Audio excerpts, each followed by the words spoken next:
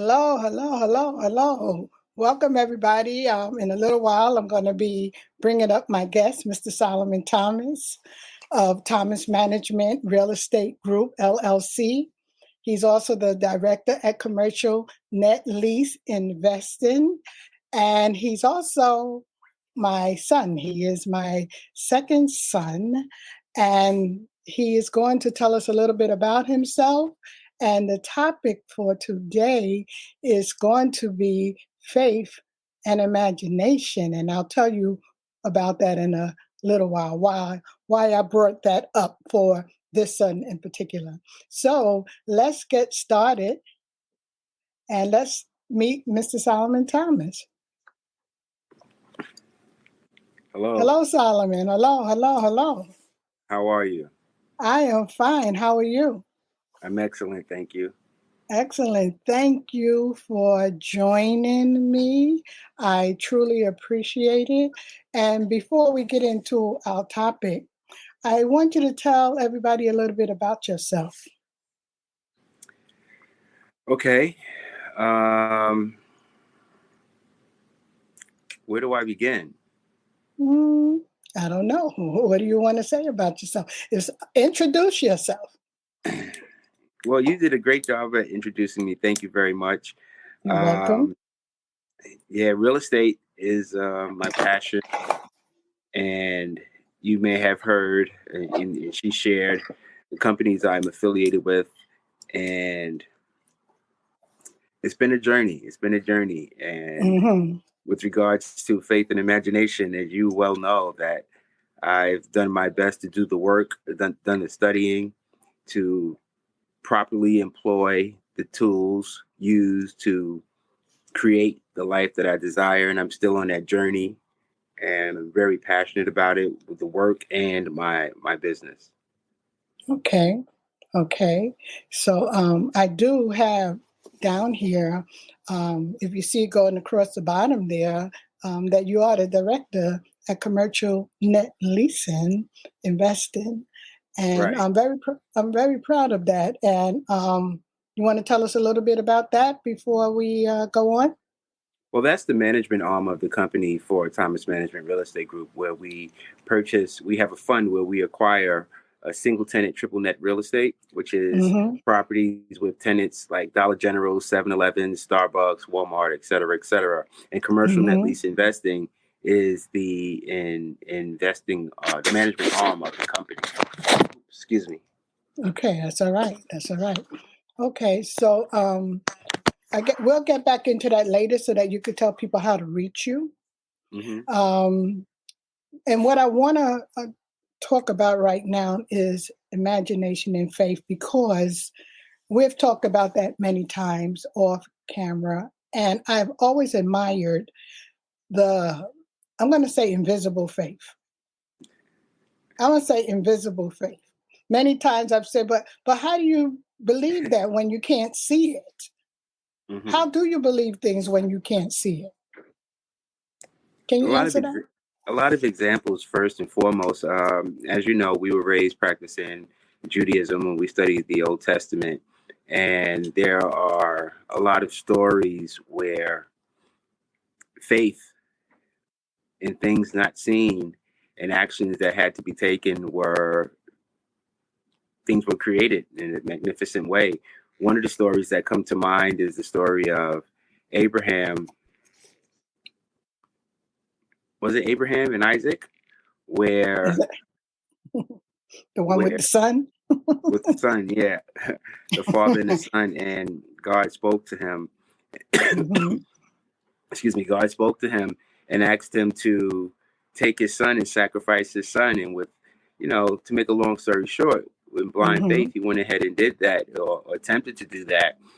And as he was raising the sword to sacrifice his son, there was a ram stuck in the bushes, and God said, "You have shown me faith, so therefore I'm going to bless you," et cetera, et cetera. And you can use this ram as the sacrifice. And so how did that relate to your life? What did you pull from that with your life?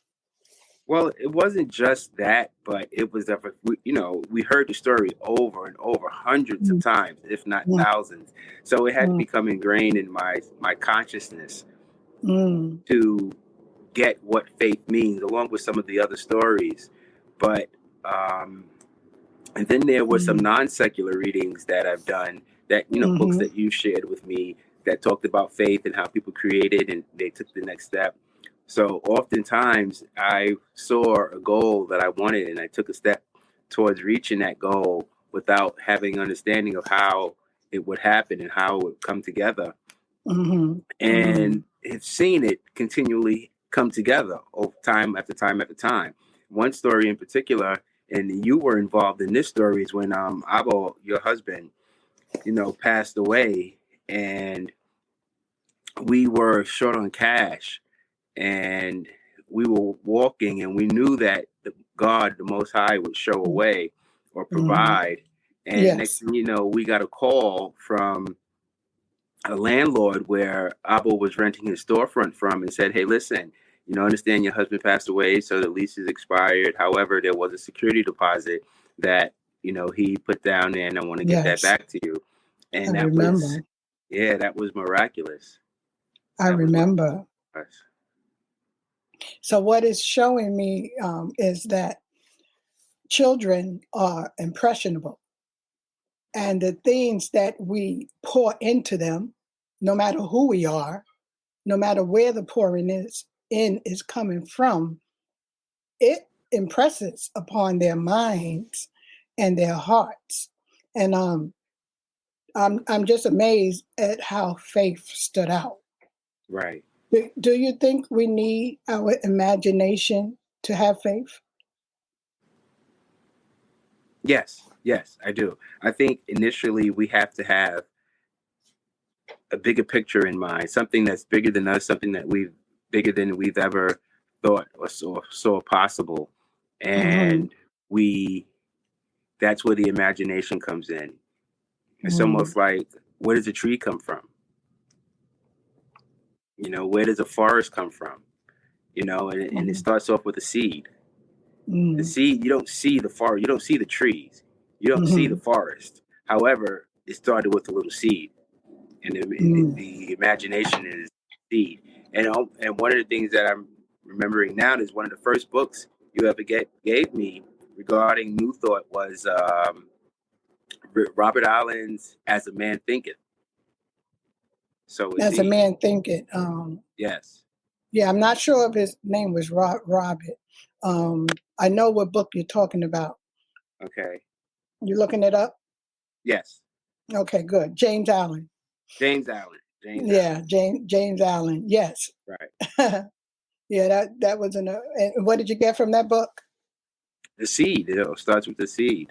That's Mm, the imagination. yes, yes, yes. So I can see that because the power of imagination, that's what's going through my mind right now, because it's almost like you don't know what the outcome is going to be. Right. But there is a knowing. There's a knowing inside that it's going to be all right. More It's so almost for a, me. Ladies first. Go well, ahead. just, oh, that's not good because I lose my thought when sometimes when it's stopped like that. But what I was talking about was that knowingness inside. You don't know what it's going to be a lot of times. You have your imagination and it starts real small and it can grow, but you don't know the magnitude of the things that can happen. Sort of like you said, the seed, like a small apple seed grows into an orchard. Mm-hmm. Magnificent, magnificent. And yes, I think that we have that same power of Amen. imagination. I agree. Yes. I agree. Yes. Yes. Anything else you would like to share No, on well, faith? one is thank you. Thank you for instilling in Hmm. me the power of belief, the power of prayer, Hmm. the awareness of a higher power of God, and the space to pursue an understanding of my relationship with him. Mm-hmm. You often would say, when I was growing up, maybe 4 or 5 years old, I don't remember you saying it, but you said this to me, that you wanted to put God in my life. You had to make sure you put God in my life. And Yes. throughout my journey, you know, good, bad, or indifferent, he's been there. She's been there. The universe has been there. So thank you for Yeah. putting that in my life early. You're welcome. And I could remember like it was yesterday, because the only thing that kept going in my mind was the influences that's all around. And it's like what I saw, and I'm not even going to take the credit. I'm going to let it be that God put it in me to say, put God in that child's life. At that time, um, you were with me all the time. And I felt like I needed to. I couldn't influence you only. I knew the world was going to have their input. So something said, put God in his life. And I took you by the hand and we went searching because I didn't know where to find God. I didn't know what I know now, which is that God is inside of you. So I just started going to all of the religious institutions that I can think of, from Christian churches to Muslim. I know they don't call theirs church. Um, Mas, Mog, what it Mas. Mas. Yes. Okay. Thank you. Mm-hmm. And then I came across Israel, and that gave me so many answers that I decided to sit down and rest in green pastures. Green pastures in that I was going to be fed a lot of what I didn't know and answers to questions that were not being answered in society as a young African American young lady, almost teenager, but a young lady then in my early 20s. And I'm so glad that I did, because where I thought that I was doing something for you, I was doing something for me too. And Okay. it's led me to be Minister Dr. Cynthia Marie Whitley today. Your parents were. So again, that's talking about that seed again. I didn't know that it was going to grow into this. Mm-hmm. So, Understood. yes, magnificent, magnificent. Yes. Well, I don't want to make it a short interview. So I think you should say a little bit more about what you do so that people can know how to get in contact with you. How can they get in contact with you, Solomon? Well, the full name is Solomon Thomas, and they can reach me on all social media platforms. And it has Mm-hmm. direct access to emails and our opportunity. Like I said, we are a commercial real estate investing fund where we work with accredited Mm-hmm. investors to purchase commercial real estate. And we pool the resources together of Mm-hmm. these of our investors. And so if there's a building and 7-Eleven is a tenant, or uh, Dunkin' Donuts, Starbucks, Advance Auto, Valvoline, it's an opportunity for us to own these properties with these investment grade tenants, and then these tenants would pay their rent or their lease to us, and we distribute the funds accordingly to investments. That It's sounds been, wonderful. yeah, it's been a passion of mine, and it's been a journey. Like you said, I didn't know where this would end up, but I knew ever since I collected the rent for the very first time that it Mm-hmm. was something that, wow, this is fun. Tell us something about collecting the rent. What rent did you collect? So you and Abo bought an abandoned building in East Flatbush, Brooklyn. Hey, That that was our home. that was our home. That was back in the 80s. It was a 3-family mixed-use property, which means there was 3 apartments and a storefront or a retail Yes. section. And you and Abo lived with your parents, who happened to live in adjacent buildings. And Abo would come home from work, come drive, Projects. come driving a truck, and then he would go to the property and work at night and then start the day all over again. And then when it was all said and done, or excuse me, before it was all said and done, on the weekends, it was particularly Sundays, he would have me come over and work with him and learn trade crafts, whether it's how to operate a saw, a hammer, put up sheetrock, putty, paint, etc., etc. And then when it was all said and done, our family, we moved upstairs into the top two apartments, which was a railroad style. And his friend moved downstairs. And then he said, why don't you go downstairs? I'm sweeping the hallway. I'm in shorts and a t-shirt. I'm in junior high school. And he says, go downstairs and collect the rent. I'm like, rent? You know, I'm in junior high school. What is rent? Like, I've heard the two of you talk about it, and we have to pay the rent, and we have to work or save or whatever the case may be. Or sometimes the apartments that we lived in were terrible, but now we own, and someone has to pay us rent. And this was in the mid to late 80s, and I went downstairs, and this guy put a wad of cash in my hand, and it was probably $400, but to me, junior high school kid, it's like, what? And what was going on in the 80s was a big comparison to what, going on in the streets and what was going on in my house. So wait a minute, you guys can get cash this way and I can get cash this way. I'm like, I became addicted to real estate, and I've been in real estate in one form of fashion or another ever since. So, yeah, that's my story. That's my rent story. That again, that's speaking to influence. Your mind was impressionable, so it mattered, and it matters so much what we have before our children. It's like y'all are sponges. Right. Y'all are sponges, and I'm just glad I could have been a part of your life. Amen. To have been planting seeds. And as I've seen you work this program, I know it's not a program, project, might not even be a project, but I've seen you start and grown past my understanding in that field. So many times I said, no, that's going to hurt my head if you start telling me about, what this is really about. I do understand a lot more now. So thank you for impressing me also. That lets you know that it's not an age thing. We are impressionable for as long as our mind is good. Amen. And I love that. And I choose to continue living in such a way that my mind does not age.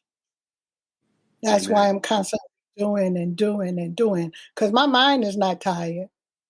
My mind is not tired, and I love that. And I always said the spirit doesn't tire. Did I say that right? Yes. Yes. Yes, the spirit doesn't tire. Yes. And yeah.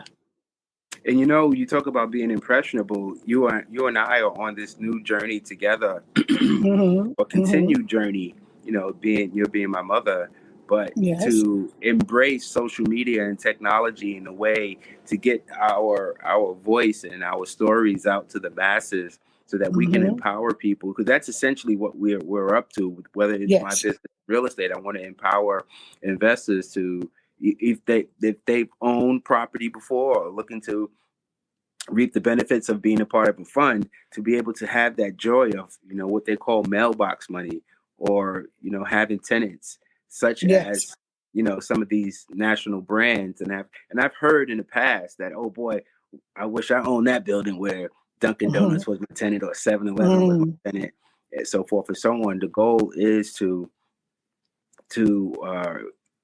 get past that feeling of joy along to people, and to feel sort of like what I felt.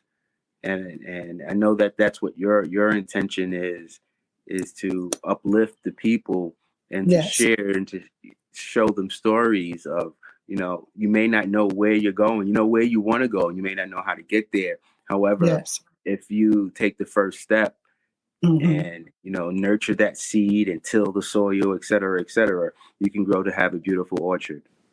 Absolutely. Yes. Be aware. If you see the symbol that I have up there, the name of my podcast is Be Aware. Be aware of your thoughts. because your thoughts are powerful, your words are powerful.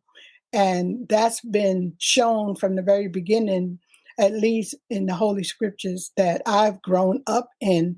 God began the Bible talking about the word, and God said, and God said, and God said, and it was done. So therefore, we too must, since we're made in his image, watch what we say, watch what we have a hand in creating, because our words are powerful. And that's what I want the world to know. We just can't go around saying anything that we want. We can't go around saying, I can't breathe. I understand where it came from, but it's so important that we shout out, if we're going to shout out, things that are going to make us grow, period. And my goal with all the programs that I have is to let the people know that the same power that God has shown us is inside of us. Mm-hmm. We have power, and it begins with our words, and it begins with our thoughts as seeds, and it grows into orchards. Amen. Amen. And I can definitely relate to that through my Mm-hmm. experiences. But yeah, we've even had conversations about, taking people for what they say versus what they mean. So this would be a good point to bring this up, because you and I go back and forth on this particular subject, where you say that I can't take people on what they say. However, you just said that the words there's power, right? Right. So how can we not take people on what they say? Because some people are not telling the truth. That's not on me. That's on them. I took them for what that's their truth to me at that moment. Solomon, I'm not going to argue with you, right? We're not arguing. I hear you. I hear what people say, but I get to, for myself, determine whether I'm going to be influenced by what they say or not. Okay. That's what I have to say about that. Whether they're telling the truth or not, I'm old enough now to do something about the influence that comes my way. Okay. So, okay, what? What do I you spoke mean? my piece. You spoke your piece. Okay. This would be a subject that we probably would go back and forth on forever. Oh, okay. But we usually be saying the same thing, right? Sometimes. But this one. Well, you have a platform right now for a few more minutes to let me try to understand what you're saying that you think I'm not getting. Basically what you just said, that the words have power. We have to watch what we say. It's therefore what we say is what will be. And if someone says X, then I have to accept it as X, not to try to figure out if they really mean Q or B or W. Okay, so you're saying, confirm, hey, you said X. Is this what you mean, X? Yes, that's what I mean. Okay. And then it comes out later that that's not what they were trying to say or whatever. I checked in. I asked if that X is what you meant, and you said yes, X is what you meant. That's the end of the conversation for me. Okay, so you just would take them at their word and believe them. After checking in and confirming, yes. Because then I exercise my power of choice to confirm, to be solid in my understanding and our communication. And that's what they said. That's what they said. And you literally just said, the words have power. The words have meaning. We create with our words. We're hung by our tongue. The tongue, the creative force. I mean, there are entire studies based on this.